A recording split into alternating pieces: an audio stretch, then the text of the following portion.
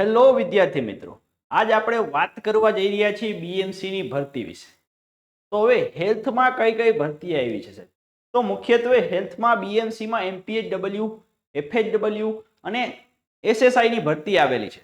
તો FHW, MPHW અને SSI નો syllabus શું રહેશે સાહેબ? તો સૌથી પહેલા આપણે વાત કરીએ કે સાહેબ એમપીએચડબલ્યુ ના સિલેબસમાં પહેલા તો બીએમસી ભાવનગર મ્યુનિસિપલ કોર્પોરેશનમાં ફોર્મ ભરવાનું હજી ચાલુ છે। તો બધા જ વિદ્યાર્થી મિત્રોને એવી અપીલ છે કે ઝડપથી તમે ફોર્મ ભરી દો, બરાબર।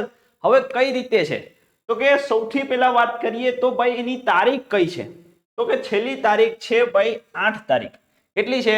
તો કે 8/11/2025 એટલે 8 તારીખ સુધી તમારે ફોર્મ ભરી દેવાનું છે, બરાબર। પછી તારીખ વધે ના વધે એની રાહ જોવાની નથી અને છેલ્લા દિવસોની રાહ ખાસ જોવી નહીં, બરાબર। છેલ્લા દિવસોની રાહ જોવા કોઈએ બેસવું નહીં, ફોર્મ ભરી દેવું વહેલી તકે। હવે એમાં એમપીડબલ્યુમાં સાહેબ શું જગ્યા કેટલી છે? તો કે ટોટલ 27 જેટલી જગ્યા છે। આ મ્યુનિસિપલ કોર્પોરેશનની ભરતીમાં 27 જેટલી જગ્યા છે। તો મિત્રો ખાસ આની તૈયારી કરી લેવી। આમાં એક ગોલ્ડન ઓપોર્ચ્યુનિટી એવી છે કે ભાઈ છોકરા છે એ વધારે પડતા હેલ્થની તૈયારી કરે છે।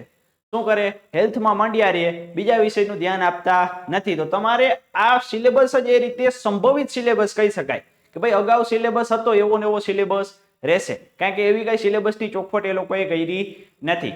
તો કે સાહેબ શું સિલેબસ છે? તો સૌથી પહેલા ગુજરાતી વ્યાકરણ અને ગુજરાતી ભાષા કેટલા? તો કે 15 માર્કનું છે, બહુ ખાસું એવું છે। એટલે ગુજરાતી અને ઇંગ્લિશ કરવું જ પડશે। ઇંગ્લિશ ગ્રામર અને ભાષા વોકેબ, બરાબર, તો એ પણ 15 માર્કનું છે। તો સિલેબસની જ જો વાત કરતા હોય તો ગુજરાતી, ઇંગ્લિશ, પછી જીકે અને ગણિત અને રીઝનિંગ અને છેલ્લે આપણા હેલ્થ। તો તમે એકવાર ધ્યાન આપો કે ભાઈ ગુજરાતી 15 માર્કનું છે, ઇંગ્લિશ 15 માર્કનું છે, જીકે છે એ 20 માર્કનું છે અને જે ગણિત અને રીઝનિંગ 25 માર્કનું છે અને એ જ રીતે આપણું હેલ્થ છે એ 25 માર્કનું। તો તમે આ એક વસ્તુ એનાલિસિસ કરી હોય તો ખ્યાલ આવે કે સાહેબ આમાં હેલ્થની સંખ્યા, હેલ્થની જે માર્ક છે એ બહુ ઓછા છે।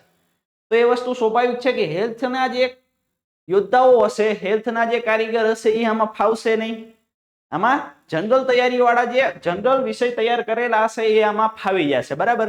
તો હવે આપણે હેલ્થની જો વાત કરતા હોય તો હેલ્થમાં કયા કયા ટોપિક આવશે? કારણ કે આપણી પાસે કઈ ટોપિકનું તો લિસ્ટ છે નહીં સાહેબ, પણ બેઝિકલી હેલ્થમાં શું શું વસ્તુ આવે એના વિશે જો ચર્ચા કરીએ એઝ એ એમપીએચડબલ્યુ તરીકે, તો અહીંયા વાત કરીએ કે શરીર વિજ્ઞાન આવશે સાહેબ। હવે શરીર વિજ્ઞાનના પાચન તંત્ર આવશે, શ્વસન તંત્ર આવશે, પછી રુધિરાભિસરણ તંત્ર આવશે, ગ્રંથિ તંત્ર આવશે, ઉત્સર્જન તંત્ર આવશે, બરાબર। તો એ બધા જે તંત્રો આપણે ભણવાનું થશે। પછી બીજા નંબરે વાત કરશી રોગશાસ્ત્ર, તો કે ભાઈ રોગ કઈ રીતે ઉદ્ભવી થાય છે, રોગનું ઇન્ક્યુબેશન પીરિયડ કઈ રીતે છે, એમાં વેક્સિન કઈ આવશે, બરાબર, કે ભાઈ એના કયા લક્ષણો છે, એના માટે અસરકારક વાતાવરણ છે, એની વ્યાખ્યાઓ આવશે, અલગ અલગ રોગમાં અલગ અલગ લક્ષણો, એ બધા વિશે પૂછાય છે આમાં।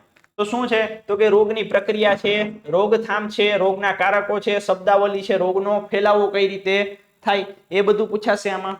બીજું શું? તો કે ભાઈ બીજું શું છે કે ભાઈ મલેરિયા છે, national vector Born disease control પ્રોગ્રામની અંદર 6 રોગોનો સમાવેશ થાય છે, બરાબર। આપને ખબર છે national vector Born disease control 2004 માં આવ્યું, એમાં છેલ્લે 2021 માં સુધારો કરવામાં આવ્યો।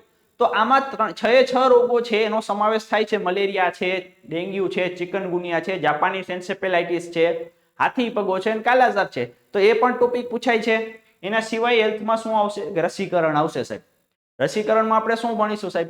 તો કે રસીકરણમાં આપણે યાદ રાખવાનું છે કે ભાઈ રસી છે એ કયા રોગ માટે કઈ વેક્સિન આપવામાં આવે છે, પછી કયા સમયગાળા, જે ચાર્ટ છે રાષ્ટ્રીય રસીકરણ કાર્યક્રમ અંતર્ગત જે ચાર્ટ આપેલો છે કે આટલી વેક્સિન આ સમયગાળા દરમિયાન જ આપવાની, પછી એની માત્રા આપણે જોશી, એનું પ્રમાણ જોશી, પછી કયા સમયે આપવાની આવશે એ વાત કરશે, પછી વેક્સિનની જે કોલ્ડ ચેઇન હોય છે એના વિશે આપણે યાદ રાખવાનું થશે, પછી જે વેક્સિનના વીવીએમ છે, વેક્સિન વાઇલ મોનિટર છે, તો એ કઈ રીતે વર્ક કરે છે એ પણ વસ્તુ આપણે ધ્યાનમાં રાખવી પડશે, બરાબર। પછી ઓપન વાઇલ પોલિસી, ભાઈ કઈ વેક્સિન છે એ કેટલો સમય વાપરી શકાય, બરાબર। હવે 3 ટાઈપની મુખ્ય વેક્સિન છે। એક તો એક વેક્સિન ખોલ્યા પછી વાઇલ ખોલી નાખો તો 28 દિવસ સુધી વાપરી શકાય। બીજા પ્રકારની વેક્સિન એવી હોય કે ભાઈ ખોલ્યા પછી 4 દિવસની અંદર જ ઉપયોગમાં લઈ લેવાની। તો એ રીતે વેક્સિનના જે ઓપન વાઇલ પોલિસી એ પણ ભણવું પડશે, કોલ્ડ ચેઇન આખી ભણવી પડશે, એની અંદર આવતા ફ્રીઝરો, રેફ્રિજરેટર એ બધા વિશે વાત કરવી પડશે। તો એ બધી વસ્તુ થઈ જશે। આગળ વાત કરીએ કે ભાઈ ચેપી રોગો જેમ ભણીએ એ રીતે બિનચેપી રોગો પણ છે. મુખ્યત્વે રોગના બે પાર્ટ પાડીએ આપણે, એક ચેપી રોગો અને બીજા બિનચેપી. તો કે બિનચેપી રોગો કેવા સાહેબ?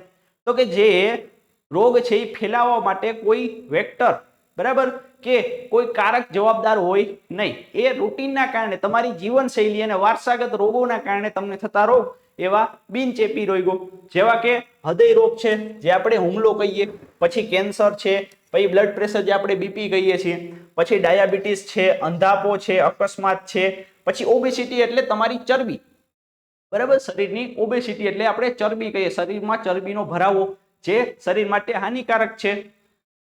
પછી વાય આવશે, એપિલેપ્સી કહેવાય એને, તો એ વાય પણ જવાબદાર છે. તો આ બધા બિનચેપી રોગોમાં આવશે.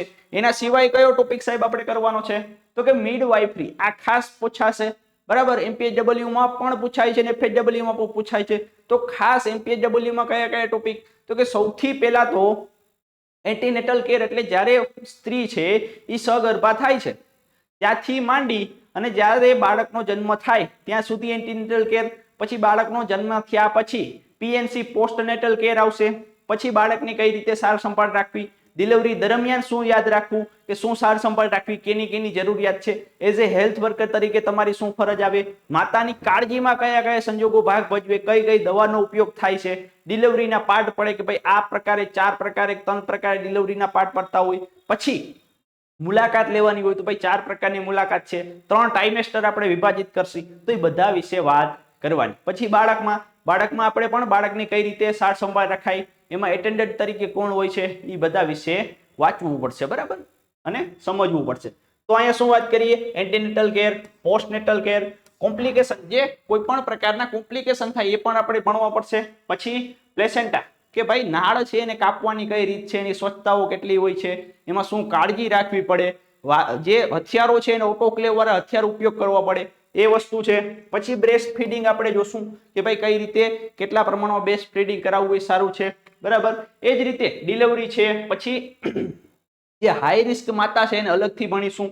પછી લેબર પેઇન છે કે ભાઈ ડિલિવરી દરમિયાન જે વસ્તુ આપણે ધ્યાનમાં રાખવાની, એમાં ચાર્ટ આવશે, બરાબર. તો એ આપણે બધા રોડ મેપ આખો આપણે વ્યવસ્થિત જોશી, બરાબર. નવજાત શિશુની કાળજી.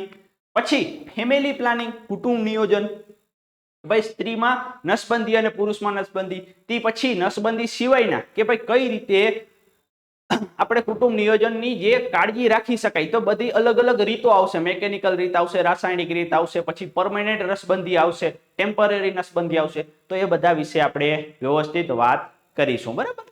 ચાલો, એ પણ ભણવાનું થાય છે. પછી આવશે પોષણ, ન્યુટ્રિશન. તો આ ખાસ આઈએમપી બધા માટે. ભાઈ ન્યુટ્રિશનમાં શું? કાર્બોહાઈડ્રેટ, પ્રોટીન, ચરબી, વિટામિન, બરાબર, ખનિજ તત્વો, ક્ષાર, પાણી. તો આ બધા વિશે આપણે ભણવું પડશે. બધું પૂછાય છે. કેમાં? તો કે 25 માર્કનું હેલ્થ પૂછાય છે, એમાં બધા જ ટોપિક આવશે, બરાબર. પછી કયા ટોપિક આવશે?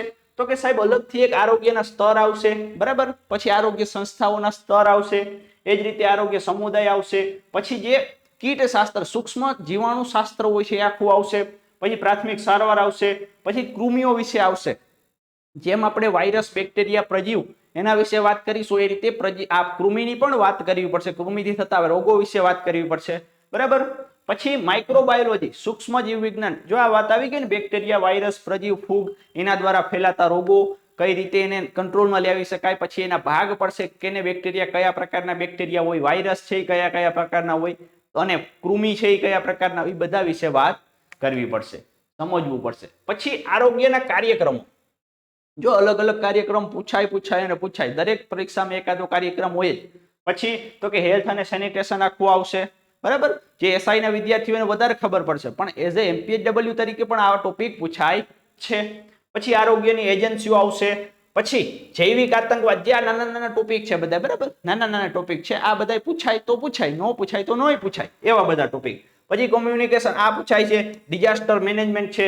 અને જે એઝ એ એમપીએચડબલ્યુ તરીકે તમારી શું ફરજ છે એ ખાસ પૂછાય છે.